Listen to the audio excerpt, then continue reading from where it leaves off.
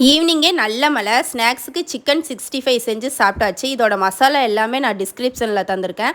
தென் குயிக்காக பண்ணக்கூடிய ஒரு சிக்கன் கிரேவி பார்க்கலாமா?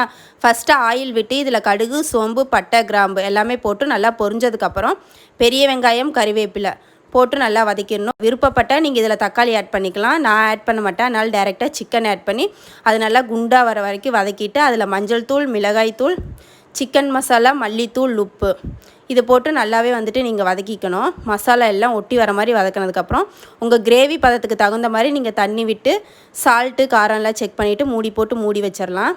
நான் இடையில சப்பாத்திக்கு ரெடி பண்ணிகிட்டு இருந்தேன். இந்த கிரேவி நீங்கள் சப்பாத்தி, இட்லி, தோசை, சாதம், பூரி இந்த மாதிரி எல்லாத்துக்குமே சூட் ஆகும். 3 விசில் விட்டு எடுத்துட்டு மல்லித்தழை தூவிக்கணும். சிக்கன் கிரேவி அப்படியே ஓப்பன் பண்ணி பார்க்கும்போது அழகு போல் வந்துருந்துச்சு. நாங்கள் இதை சப்பாத்தி கூட வச்சு சாப்பிட்டோம். ஒரு டைம் ட்ரை பண்ணி பாருங்கள், சூப்பராக இருக்கும்.